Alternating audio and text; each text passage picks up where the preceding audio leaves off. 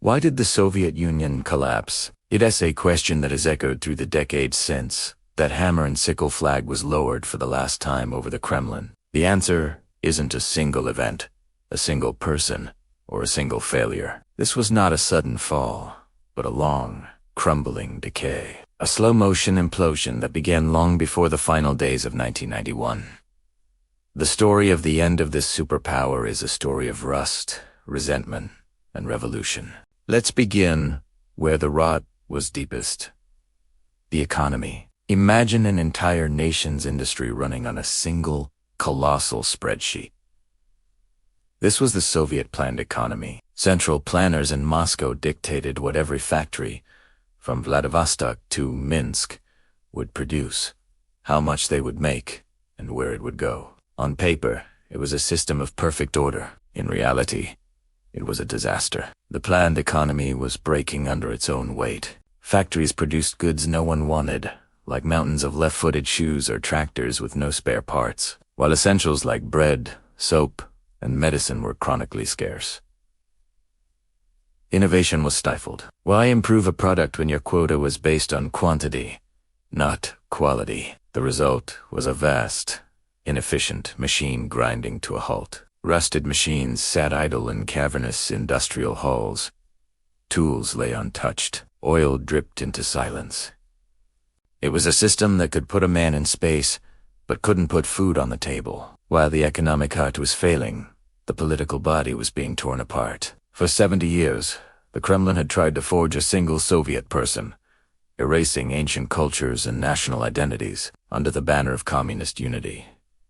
It was a pressure cooker. By the late 1980s, the lid was coming off. From the Baltics to the Caucasus, national identities, suppressed for decades, erupted in defiance. In Lithuania, Estonia, and Latvia, people formed human chains hundreds of miles long, demanding to reclaim the sovereignty stolen from them in World War II. In Georgia, Azerbaijan, and beyond, old conflicts and new aspirations burst into the open. The empire was straining at its borders. These weren't just protests. They were declarations that the Union was a prison of nations, and its inmates were ready to break free. The Red Army, once a symbol of unbreakable power, now found itself facing down the very citizens it was supposed to protect. The ideological glue that held the multi-ethnic state together had dissolved. Then there was the bleeding wound of Afghanistan. In 1979, the Soviet Union invaded its southern neighbor to prop up a friendly communist government. It was supposed to be a short, decisive operation. Instead, it became a decade-long quagmire. The USSR's own Vietnam, Tet army, designed to fight a conventional war on the plains of Europe, found itself trapped in a brutal guerrilla conflict against the Mujahideen, who were armed and funded by the West. The war in Afghanistan drained blood and coin. Every funeral for a young soldier sent home in a zinc coffin chipped away at the government's legitimacy. It showed the limits of Soviet power, proving that the mighty military was not invincible. Moritantate shattered the myth of the state as a benevolent protector. The war became a symbol of the system's arrogance and failure, a pointless sacrifice that brought nothing but grief and debt. Just as the nation was reeling from war, a new, invisible enemy struck. On April 26, 1986, a reactor at the Chernobyl nuclear power plant exploded. It was the worst nuclear disaster in history, spewing a cloud of radioactive fallout across Europe. But the immediate catastrophe was matched by the catastrophic failure of the state. For days, the government remained silent, trying to conceal the scale of the disaster from its own people and the world. Firefighters were sent in with inadequate protection. Citizens in nearby Pripyat were only evacuated 36 hours later, after being exposed to deadly levels of radiation.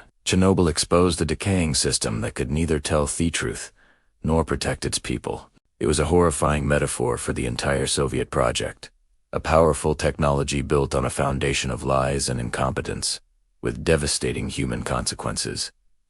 The trust between the people and the state was irrevocably broken. Into this storm of crises stepped one man, Mikhail Gorbachev. Ascending to power in 1985, he knew the country was on the brink. His answer was a two-pronged revolution from above. Glasnost, meaning openness, and perestroika, meaning restructuring.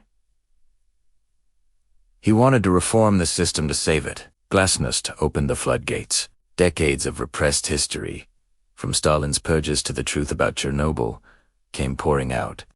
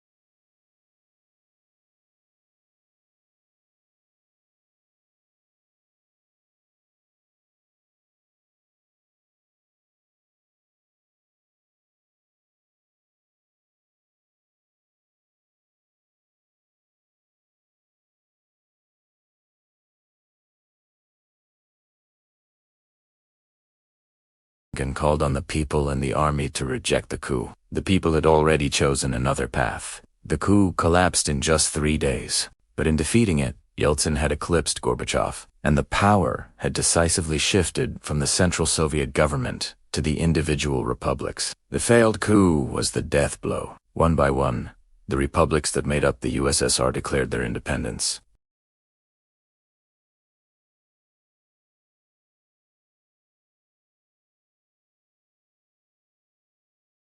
The Union unraveled, not with a great war, but in a series of quiet, final political acts. In December 1991, the leaders of Russia, Ukraine, and Belarus met and formally dissolved the Soviet Union, declaring it had ceased to exist. On the night of December 25, 1991, snow fell on a quiet Moscow. At the Kremlin, a soldier ceremoniously lowered the red flag with its hammer and sickle for the last time. On television, a solemn Mikhail Gorbachev announced his resignation as president of a country that no longer existed, 74 years after a revolution promised a workers' paradise and an eternal future.